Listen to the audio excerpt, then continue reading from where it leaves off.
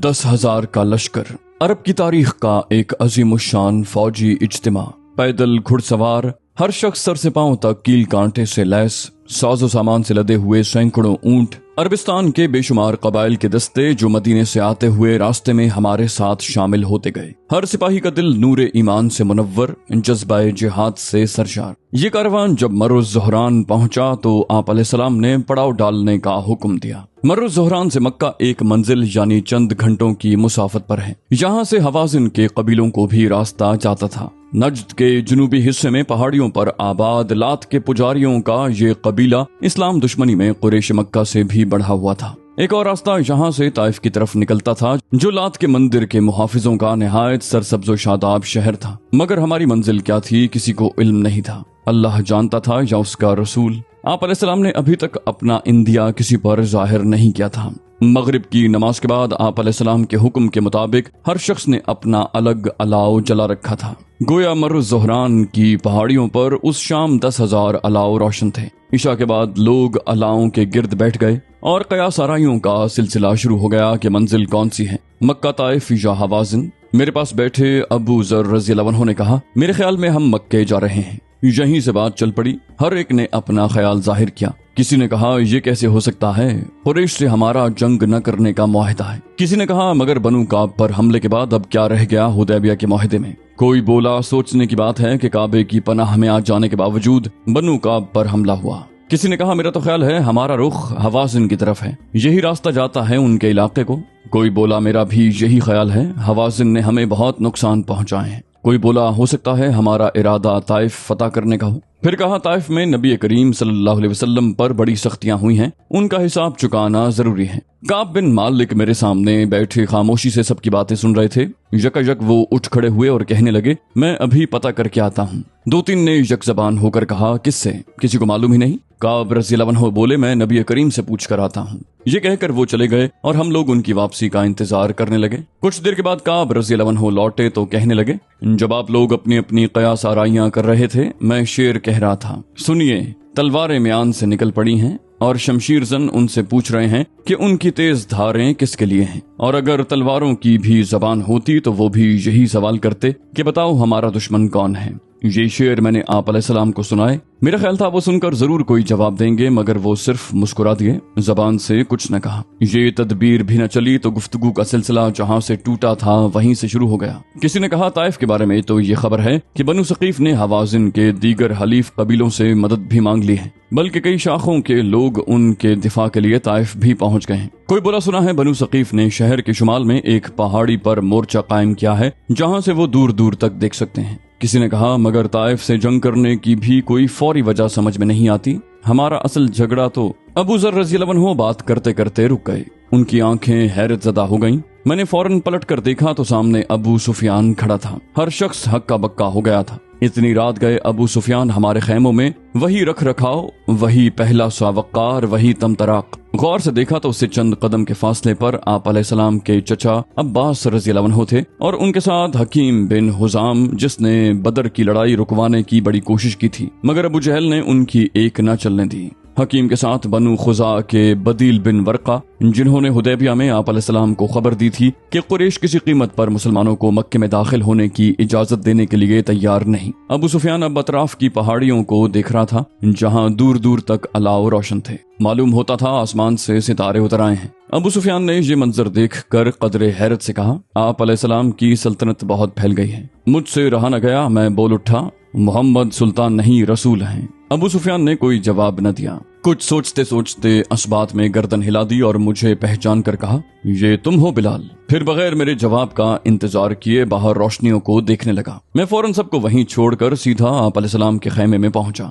उमर रज़ियल्लाहु अन्हु उनके पास बैठे थे और शायद पहले ही उन्हें अबू सुफियान की आमद की इत्तला दे चुके थे। जब मैंने उन्हें बताया कि अबू सुफियान आया है, अब्बास रज़ियल्लाहु अन्हु के साथ, تو انہوں نے نہایت اطمینان سے فرمایا اللہ کی طرف سے ہر کام کا ایک وقت مقرر ہے۔ اتنے میں عباس رضی اللہ عنہ خیمے کا پردہ اٹھا کر اندر داخل ہوئے۔ ان کے پیچھے ابو سفیان، پھر حکیم اور سب سے آخر میں بدیل۔ ابو سفیان چند روز پہلے مدینے میں آیا تھا۔ بنو کعب کے خلاف قریش کی زیادتی کے بعد حدیبیہ کے معاہدے کی دوبارہ توثیق کے لیے، مگر وہاں اس کی کوئی پذیرائی نہیں ہوئی تھی۔ آپ علیہ السلام نے سب کو چٹائی پر بیٹھنے کا اشارہ کیا۔ ابو سفیان نے بیٹھتے ہی کہا آپ نے تو پتہ نہیں کہاں کہاں کے لوگ اکٹھے کر لیے ہیں، اتنی بڑی فوج اپنے ہی اعضاء کے خلاف نامناسب۔ آپ علیہ السلام کو میں نے کبھی کسی کی بات کاٹتے نہ دیکھا تھا، مگر اس وقت انہوں نے ابو سفیان کی قطع کلامی کرتے ہوئے فرمایا زیادتی آپ لوگوں کی طرف سے ہوئی ہے، آپ نے حدیبیہ کا معاہدہ توڑا ہے۔ بنو کعب کے حملے میں آپ نے بنو بکر کا ساتھ دیا اور خانہ کعبہ کی حدود کی بھی بے حرمتی کی۔ ابو سفیان نے موضوع بدلنے کی کوشش کی، بولا کاش آپ کے غصے کا رخ حوازن کی طرف ہوتا جو آپ کے سب سے بڑے دشمن ہیں اور ان سے آپ کی عزیز داری بھی دور کی ہے۔ رسول اللہ صلی اللہ علیہ وسلم نے فرمایا مکے کی فتح کے بعد اگر اللہ نے چاہا تو وہ اہل اسلام کو ان پر بھی اقتدار دلا دے گا۔ مکے کا نام سن کر میرے کان کھڑے ہو گئے، تو گویا یہ تھی ہماری منزل اور ہم جانے کیا کیا سوچ رہے تھے۔ یہ کہہ کر آپ علیہ السلام نے تینوں مہمانوں سے کہا کہ وہ اللہ کی وحدت اور ان کی رسالت کی شہادت دیں۔ حکیم اور بدیل نے فوراً کلمہ پڑھ لیا، لا الہ الا اللہ محمد رسول اللہ، مگر ابو سفیان نے صرف اتنا کہا لا الہ الا اللہ اور چپ ہو گیا۔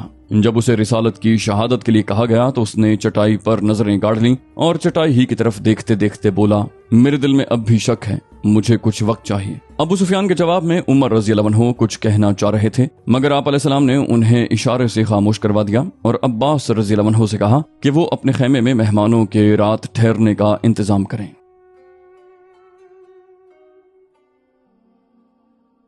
اگلے دن جب الصبح میں نے فجر کی اذان دی تو پہاڑوں کے سناٹے میں میری آواز میری توقع سے زیادہ گونجی۔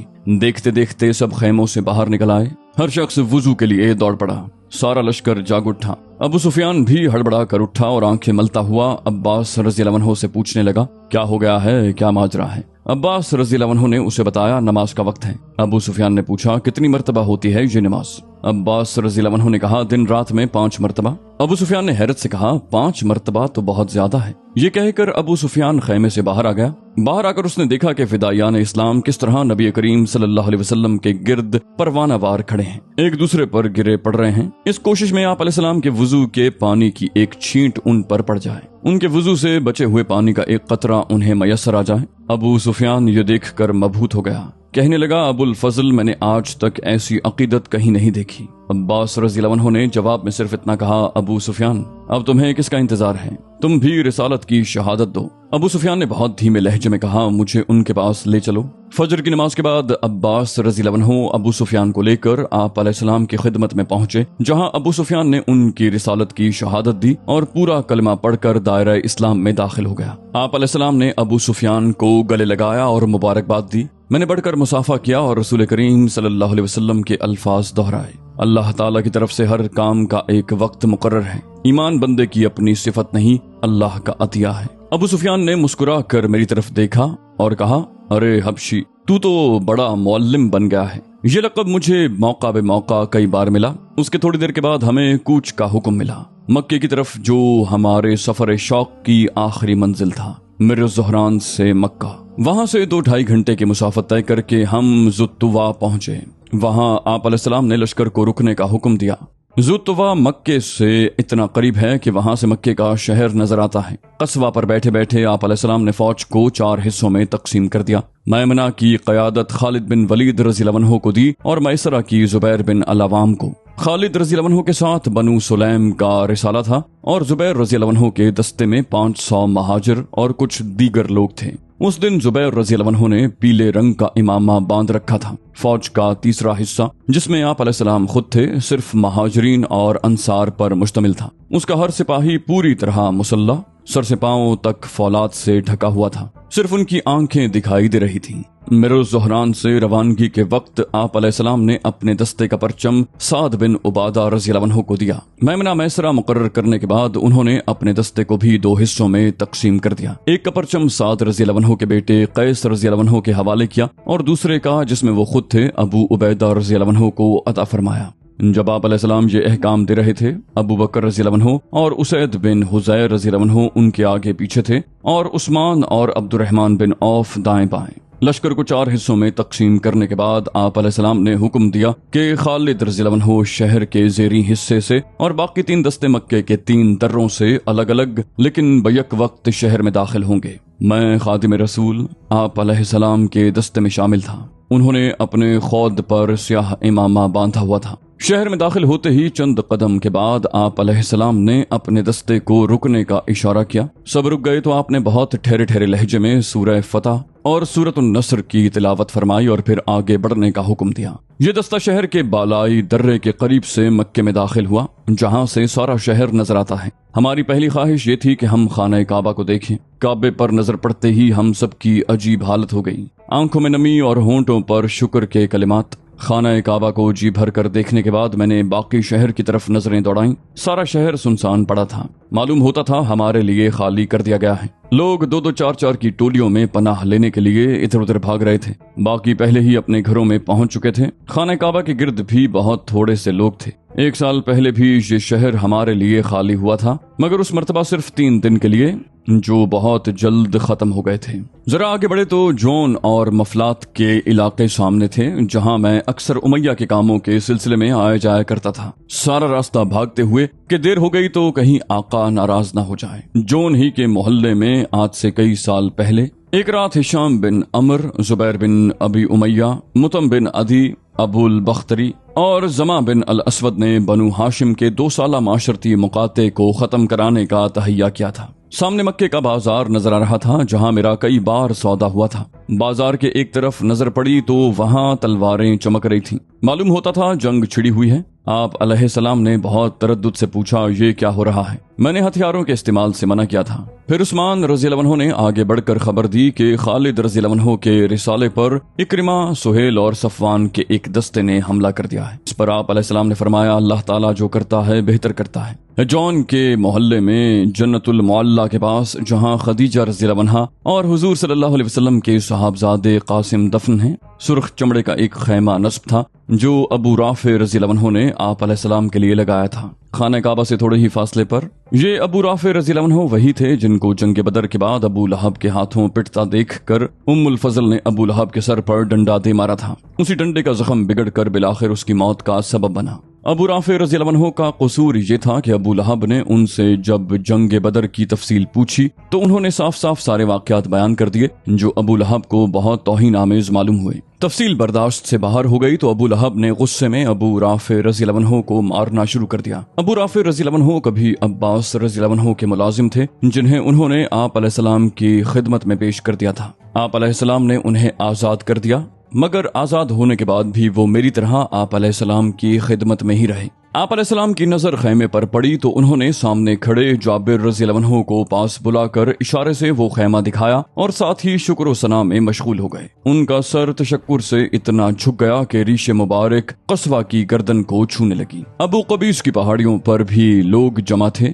جن میں ابو بکر رضی اللہ عنہ کے بے حد ضعیف اور نابینا والد عثمان بن عامر، جنہیں ہم ابو قحافہ کے نام سے جانتے ہیں، اور ابو بکر رضی اللہ عنہ کی ہمشیرہ قریبہ بھی تھی۔ یہ دونوں ابھی اسلام نہیں لائے تھے۔ ابو قحافہ کو میں نے ایک مدت کے بعد دیکھا تھا، اتنے بزرگ ہو چکے تھے کہ پہچانے نہیں جا رہے تھے۔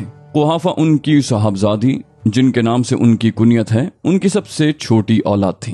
ابو سفیان رضی اللہ عنہ نے ہماری فوج کی آمد سے پہلے ہی مکے پہنچ کر داعی اسلام کی طرف سے اعلان کر دیا تھا کہ جو ان کے گھر میں یا خانہ کعبہ میں یا اپنے گھر کے اندر دروازے بند کیے بیٹھا ہوگا اسے امان دی جائے گی۔ پہلے تو لوگوں کو یقین نہ آیا، لیکن جب یہی اعلان اسلامی لشکر کے مختلف دستوں سے بار بار ہوا تو لوگوں کو اطمینان ہوا اور وہ ایک ایک دو کر کے حرم کعبہ میں داخل ہونا شروع ہو گئے۔ ام سلمہ رضی اللہ عنہا، میمونہ اور فاطمہ الزہرا رضی اللہ تعالی عنہا خیمے میں آپ علیہ السلام کا انتظار کر رہی تھی۔ ام ہانی رضی اللہ عنہا بھی کچھ دیر پہلے اپنے گھر سے چل کر وہیں آ گئیں۔ قصوہ آہستہ آہستہ چلتی سرخ خیمے کے پاس پہنچی تو ابو رافع رضی اللہ عنہ نے بڑھ کر ان کی مہار تھام لی۔ آپ علیہ السلام نیچے اترے اور خیمے میں داخل ہو گئے۔ سب سے پہلے انہوں نے غسل فرمایا۔ جب میں ان کے غسل سے بچا ہوا پانی لے کر خیمے سے باہر آیا تو ایک ہجوم اس پانی کا منتظر تھا۔ सब मुझ पर टूट पड़े और करीब था कि पानी का बर्तन मेरे हाथ से छूट जाता कि अबू जहीफा रज़ियल्लाहु अन्हु ने आगे बढ़कर लोगों को नज़्म ज़ब्त की ताकीद की। फिर भी हर शख्स बेताब था कि वो इस सादत से महरूम न रह जाए। जिसके पास कोई कासा था उसने भर लिया, जिसके पास कुछ नहीं था उसने चुल्लुओं में लेकर चेहरे और सीने पर मल लिया। जिनको इतना भी न मिल सका उन्होंने सिर्फ छींटों पर इक्तिफा किया, और जिन्हें छींटे भी मयसर न आए उन्होंने दूसरों के हाथों से उस पानी की नमी हासिल कर ली। मैं बर्तन रखने अंदर गया तो सरवर दो आलम सल्लल्लाहु अलैहि वसल्लम शुक्राने के नफल पढ़ रहे थे। 8वीं रकत खत्म करके सलाम फेरा तो उन्होंने मुझे बुलाकर कहा कि वो सहने काबा में भी शुक्राने के 2 नफल सबके साथ मिलकर अदा करना चाहते हैं। मैंने एक छड़ी उठाई और बाहर ले जाकर उसे खाना काबा की दीवार के सामने जमीन पर गाड़ दिया। उसके फौरन बाद आप अलैहिस्सलाम खैमे से बाहर तशरीफ लाए। सर पर वही स्याह इमामा था, मगर अब ज़रा बख्तर नहीं थी। रोजमर्रा के कपड़े पहन रखे थे, जिनमें उन्होंने खैमे के अंदर शुक्राने के नफल पढ़े। सफ़ें दुरुस्त हुई और सब ने आप अलैहिस्सलाम की क़यादत में छड़ी की समत रुख करके शुक्राने के 2-2 नफल अदा किए। उसके बाद आप अलैहिस्सलाम खैमे में तशरीफ ले गए। तकरीबन 1 घंटे के बाद वो फिर फौजी लिबास में खौद और ज़रा बख्तर पहने तलवार लगाए बाहर आए और कस्बा पर सवार हो गए। उनके हाथ में एक छड़ी थी और खौद का मेगफर ऊपर उठा हुआ था। वो लोग जो सुबह के सफर में उनके हमरिकाब थे खैमे से बाहर उनका इंतजार कर रहे थे। कस्बा चली तो वो भी साथ साथ हो लिए। आप अलैहिस्सलाम अबू बकर रज़ियल्लाहु अन्हु से बातें करते हुए खाना काबा के जुनूब मशरकी गोशे पर पहुंचे और छड़ी को हजर अस्वद के साथ लगाकर इस्तलाम किया। पास खड़े लोगों ने भी उनके साथ अल्लाहु अकबर कहा। फिर और लोग भी शामिल हो गए और थोड़ी ही देर में सारा हरम अल्लाहु अकबर की सदा से गूंज उठा। आप अलैहिस्सलाम ने हाथ उठाकर सबको खामोश करवा दिया और तवाफ में मशगूल हो गए। उस दिन कस्बा की मुहार औस के मोहम्मद बिन मसलमा रज़ियल्लाहु अन्हु के हाथ में थी। गुज़श्ता साल उम्रतुल क़ज़ा के मौके पर यह सादत कबीले खजरज के अब्दुल्लाह बिन रवाहा के हिस्से में आई थी। तवाफ के 7 चक्कर पूरे करने के बाद उन्होंने खाना काबा के अतराफ रखे हुए बुतों पर नजर डाली और उनकी तरफ चल पड़े। हर बुत के पास गए और उसे अपने दस्ते मुबारक में पकड़ी हुई कमान की नोक से गिराते गए। साथ साथ कहते जाते, हक आ गया है और बातिल फरार हो गया। बेशक बातिल को फरार होना ही था। अतराफ के बुतों को गिराने के बाद वो खाना काबा के सामने रखे हुए बुत हुबुल के पास गए और उसे गिराकर तोड़ने का हुक्म दिया। उसके बाद उन्होंने फरमाया कि सब बुतों को नजर आतिश कर दिया जाए। साथ ही शहर में मनादी करवा दी कि जिस जिस घर में बुत रखे हुए हैं वो लाकर बाकी बुतों के साथ जला दिए जाएं। मुशरिकीन अरब के तमाम खुदाओं की मजमूई खुदाई मताफ में मलबे का ढेर बनी हुई थी, जिसमें जगह जगह आग भड़की हुई थी। लकड़ी, कपड़े, झिल्ली से बने हुए बुतों से शोले लपक रहे थे। पत्थर के बुतों के जाबजा बिखरे हुए आज़ा पर उन शरारों की छूट पड़ती तो उन पर सजावट के लिए लगे हुए पीतल के नक्शो निगार दमक उठते। बड़ी इबरत का मकाम था कि जब ये सारे बुत कायम थे तो उनसे कभी किसी को रोशनी की एक किरण भी नसीब नहीं हुई थी। हुबुल का नारा लगाने वाला आज कोई नहीं था जो उनसे मुरादें मांगे। मुरादें पूरी करना तो दरकनार, वो आज अपनी मदद करने से भी कासिर थे। उसके जाबजा बिखरे हुए टुकड़े आग में दहक रहे थे। बुतों के पुजारी आज अपने बेबस खुदाओं की फर्जी माबूदियत के हिसार से निकलकर माबूद वाहिद और ला शरीक के जवार रहमत में उसके रसूल बरहक सल्लल्लाहु अलैहि वसल्लम के साथ उतनी बुलंदियों पर पहुंच चुके थे जहां उन्हें अपने झूठे खुदाओं की बाकियात पर तरस खाने का भी दिमाग नहीं था। उन बुतों को यहीं जलता छोड़कर हुजूर सल्लल्लाहु अलैहि वसल्लम ने कस्बा का रुख सफा की तरफ मोड़ दिया। वहां पहुंचकर उन्होंने वहां रखे हुए इसाफ के बुत को तोड़ गिराने का हुक्म दिया। फिर मरवा की पहाड़ी का रुख किया जहां नायला का बुत नस्ब था। ये बुत भी आप अलैहिस्सलाम के हुक्म पर तोड़ कर गिरा दिया गया। इसाफ और नायला के टुकड़े भी आप अलैहिस्सलाम के इरशाद के मुताबिक मताफ में जलते हुए दीगर बुतों के साथ जलती आग में फेंक दिए गए। मरवा पर कायम नायला का बुत वो मकाम था जहां मुशरिकीन ज़बीहा किया करते थे। ये दोनों भी माबूद थे, मगर मुशरिकीन के दूसरे खुदाओं से जरा कम हैसियत। नायला और इसाफ के बारे में मैंने बहुत अजीब अजीब कहानियां सुन रखी हैं, मगर मुझे कभी इन बातों की तस्दीक का मौका नहीं मिला, इसलिए उन कहानियों का जिक्र मुनासिब नहीं। अब हुदूद हरम में सिर्फ एक बुत नजर आ रहा था, सारे बुतों से बड़ा, पीतल का बना हुआ। ये बनु खुजा का माबूद था और खाना काबा की छत पर लोहे की मेखों से नस्ब था। मैंने सुना है ये बनु खुजा ही थे जिनके एक खुश फहम बुजुर्ग सदियों पहले शाम से हुबुल का बुत लेकर आए थे और यूं उनकी कजफहमी से अरबिस्तान में बुत परस्ती की इब्तिदा हुई। आप अलैहिस्सलाम ने एक नजर बनु खुजा के बुत को देखा और कस्बा से उतरकर अली रज़ियल्लाहु अन्हु से कहा कि वो काबे की दीवार के साथ बैठ जाएं। अली रज़ियल्लाहु अन्हु ने तामील की پھر حضور صلی اللہ علیہ وسلم نے ان کے شانوں پر پاؤں رکھ کر خانہ کعبہ پر چڑھنے کی کوشش کی، لیکن علی رضی اللہ عنہ سے ان کا وزن برداشت نہ ہو سکا۔ پھر رسول پاک صلی اللہ علیہ وسلم خود ان کی جگہ بیٹھ گئے اور علی رضی اللہ عنہ کو حکم دیا کہ وہ ان کے شانوں پر پاؤں رکھ کر اوپر چڑھیں اور خزاع کے بت کو اکھاڑ کر نیچے پھینک دیں۔ علی رضی اللہ عنہ نے تعمیل کی اور یوں یہ آخری بت بھی بھڑکتے شعلوں کی نظر کر دیا گیا۔ تو دوستو، یہ تھی ہماری آج کی ایپیسوڈ۔ امید کرتے ہیں آپ کو ہماری ایپیسوڈ پسند آئی ہوگی۔ جانے سے پہلے اس ویڈیو کو لائک، شیئر اور کامنٹ کرنا مت بھولیے، اور اگر آپ ہمارے چینل پر نئے ہیں تو اسے سبسکرائب کیجئے اور بیل آئیکن پر کلک کیجئے تاکہ آپ کو تمام ویڈیوز فوراً ملتی رہیں۔ اگلی ویڈیو تک کے لیے اپنا خیال رکھیے۔ اللہ حافظ۔